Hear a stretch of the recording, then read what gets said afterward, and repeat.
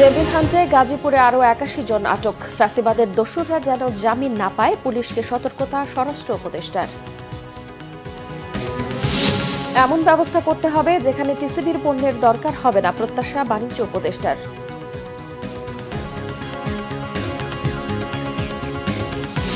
কেন্দ্রীয় শহীদ মিনারে অবস্থান চাকরিচ্যুত বিডিআর সদস্যদের, ৬ দফা না মানলে কঠোর কর্মসূচির হুঁশিয়ারি।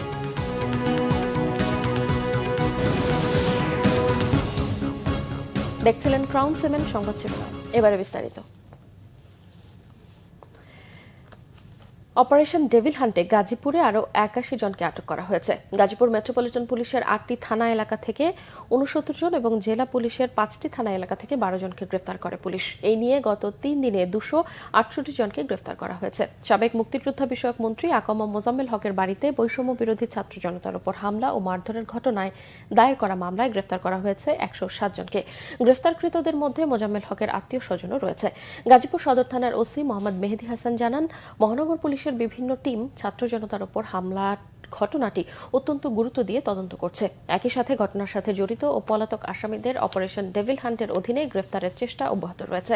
এদিকে এই অভিযানে মংলায় ৪ জন, খাগড়াছড়িতে ৬ জন ও সিলেটে ৫ জনকে আটক করা হয়েছে।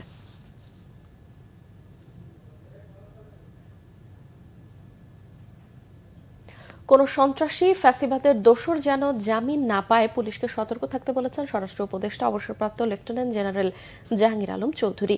তাদের জামিন পেয়ে যেন আবারও অপরাধে জড়িয়ে না পড়ে, এটা কোনোভাবেই কাম্য নয়। মঙ্গলবার সকালে রাজারবাগ পুলিশ অডিটোরিয়ামে মানবাধিকার বিষয়ক কর্মশালার আয়োজন করে স্বরাষ্ট্র মন্ত্রণালয়। এতে অংশ নেন পুলিশ সদস্যরা। কর্মশালার উদ্বোধনী অনুষ্ঠানে শিল্প উপদেষ্টা আদিলুর রহমান খান বলেন, এই দেশে গুমের ঘটনা যেন আর না ঘটে, বিচার বহির্ভূত হত্যা যেন আর না হয়, অপরাধীকে যেন আইনের আওতায় এনে বিচার করা যায়। আইন উপদেষ্টা আসিফ নজরুল বলেছেন, পতিত ফ্যাসিস্টের লোকজন লাখ লাখ টাকা খরচ করে দেশকে অস্থিতিশীল করার চেষ্টা করছে। বিচার থেকে শুরু করে সব বিভাগ সঠিকভাবে কাজ করলে মানবতন্ত্র কমে যাবে। অনুষ্ঠানে প্রধান অতিথি স্বরাষ্ট্র উপদেষ্টা বলেন, অপারেশন ডেভিল হান্ট সফল করার জন্য আইনশৃঙ্খলা বাহিনী সহ সবাইকে আরও তৎপর হতে হবে। কোনো সন্ত্রাসী জামিন না পায়, সর্বোচ্চ সতর্ক থাকুন। প্রয়োজনে আইজিপি টিম মামলা ভিত্তিক অগ্রগতি নিয়ে পাবলিক প্রসিকিউটরের সাথে ১৫ দিন পর পর বসতে পারেন এবং অগ্রগতি পর্যালোচনা করতে পারেন এবং আদালতে উপস্থাপনের জন্য। আমি আইন শৃঙ্খলা বাহিনীকে আরও তৎপর হতে বলবো। অপারেশন ডেভিল হান্টকে আমি বলবো, no devil should be escape from law enforcing agencies. বাণিজ্য উপদেষ্টা শেখ বশির উদ্দিন বলেছেন, সারা দেশে টিসিবির ট্রাক সেলের মাধ্যমে ৯,০০০ টন পণ্য ১২ লাখ পরিবারের কাছে সরবরাহ করা হবে। এতে প্রান্তিক জীবনযাত্রা সহজ হবে, নিম্ন আয়ের মানুষের মধ্যে স্বস্তি ফিরবে বলে মনে করেন তিনি। সকালে খুলনা মহানগরীর শিববাড়ি মোড়ে ভ্রাম্যমাণ ট্রাকে টিসিবির পণ্য বিক্রির কার্যক্রমের উদ্বোধন করে তিনি বলেন, এমন একটি সমাজ ব্যবস্থা তৈরি করতে হবে যেখানে টিসিবির পণ্য বিক্রি কার্যক্রমের আর প্রয়োজন হবে না। জেলা প্রশাসন ও টিসিবির আঞ্চলিক কার্যালয়ের উদ্যোগে এই কার্যক্রম পরিচালিত হচ্ছে। পরে বাণিজ্য উপদেষ্টা টিসিবির ফ্যামিলি কার্ডধারী খুলনা মহানগরীর উপকারভোগীদের কয়েকটি বাড়ি পরিদর্শন করেন। চিটাগং বন্দর থেকে নারায়ণগঞ্জ, খাতুনগঞ্জ সমস্ত বাজার ব্যবস্থায় মজুদ এবং সরবরাহ পরিস্থিতি আমরা পুরোপুরি বিশ্লেষণ করছি এবং তার জন্য যে ব্যবস্থাগুলো আমরা নিচ্ছি, এই ব্যবস্থার বিনিময়ে আমরা আশা করি সপ্তাহখানেকের মধ্যে আপনারা ভোজ্য তেলের বাজারে যে এই মুহূর্তে একটা কিছুটা যে অস্থিরতা আছে, এটা ইনশাল্লাহ ঠিক হয়ে যাবে। চাকরিতে পুনর্বহাল এবং কারাবন্দীদের মুক্তি সহ ৬ দফা দাবিতে কেন্দ্রীয় শহীদ মিনারে অবস্থান কর্মসূচি পালন করছে চাকরিচ্যুত বিডিআর সদস্যরা। সকাল থেকে বিডিআর কল্যাণ পরিষদের আয়োজনে কেন্দ্রীয় শহীদ মিনারে এই অবস্থান কর্মসূচি পালন করছেন তারা। সারা দেশ থেকে বিভিন্ন চাকরিচ্যুত বিডিআর সদস্যরা এই কর্মসূচিতে অংশ নিয়েছে।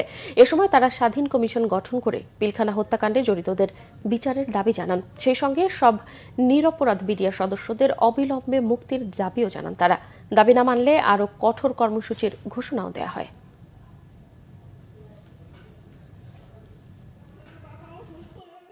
17টা বছর ধরে আমার স্বামী কোনো অপরাধ করে নাই, আমার স্বামীকে রায় দিছে ফাঁসি। যদি আমার স্বামী অপরাধ করে নতুন তদন্ত করুক, আমরা হাসিনা রায়টা মানি না। অতি দ্রুত সকল শহীদদেরকে তাদের চাকরিতে পুনর্বহাল করে এবং তাদের পরিবারকে ওই অসহায়ত্বের হাত থেকে রক্ষা যেন করা হয়। আমার বাবা সহ যত আঙ্কেলরা জেলবন্দি আছে তাদের সকলকে মুক্তি দেওয়া হোক। যে সমস্ত বিডিআর ভাইয়েরা জেলখানা বন্দী আছে তাদেরকে অতি সত্বর মুক্তি চাই। আমার বাইরে জেলবন্দি থেকে কারা থেকে মুক্তি দেন। আমরা আমাদের চাকরি যাতে পুনরায় ফিরে পেতে পারি, আমাদের সমস্ত সুযোগ সুবিধা যাতে আমাদের ফিরিয়ে দেওয়া হয়। জেলখানা যে বন্দী ভাইয়েরা আছে বিডিআর, ওনাদের মুক্তি এবং বিস্ফোরক মামলার নিষ্পত্তি দেন। আধিপত্য বিস্তারের জেরে ঝিনাইদহের হরিণাকুণ্ডুতে দুপক্ষের সংঘর্ষে একজন নিহত হয়েছে, আহত হয়েছে 10 জন। হরিণাকুণ্ড উপজেলার হাকিমপুর গ্রামে সকালে সংঘর্ষের এই ঘটনা ঘটে। পুলিশ জানায় ওই গ্রামের দাবির মণ্ডল ও তার ভাই মোশাররফ হোসেনের সাথে সামাজিক আধিপত্য বিস্তার নিয়ে একই গ্রামের মহিন, বকুল ও সাইদের সমর্থকদের মধ্যে দীর্ঘদিন ধরেই বিরোধ চলছিল। সোমবার সন্ধ্যায় গ্রামের ধর্মসভার আয়োজন নিয়ে মিটিংয়ে উভয় পক্ষের মধ্যে বাকবিতণ্ডা হয়। এরই জেরে সকালে উভয় পক্ষের মধ্যে সংঘর্ষ বাধে। এই ঘটনায় আহতদের উদ্ধার করে ঝিনাইদহ সদর হাসপাতালে নিলে মোশাররফ হোসেন নামের একজন মারা গেছেন বলে জানিয়েছেন ডাক্তার। আহতদের চিকিৎসা চলছে ওই হাসপাতালে। এই ঘটনায় মাহিন নামের একজনকে আটক করেছে পুলিশ। এদিকে হত্যার ঘটনায় দোষীদের শাস্তির দাবি জানিয়েছে নিহতের স্বজনরা। উভয় পক্ষই স্থানীয় বিএনপির সমর্থক বলেও জানায় পুলিশ। দর্শক, এই ছিল এখনকার মতো। পরের সংবাদ বেলা 2টায়। এর আগে একটা রয়েছে নিউজ টপ 10, দেখার আমন্ত্রণ রইল। এছাড়াও বাংলা ভিশন সংবাদ ও সংবাদ সংশ্লিষ্ট অনুষ্ঠান দেখতে ভিজিট করুন www.bvnews24.com ও facebook.com/banglavisionnews এবং সাবস্ক্রাইব করুন youtube.com/banglavisionnews। এতক্ষণ সঙ্গে থাকায় ধন্যবাদ সবাইকে।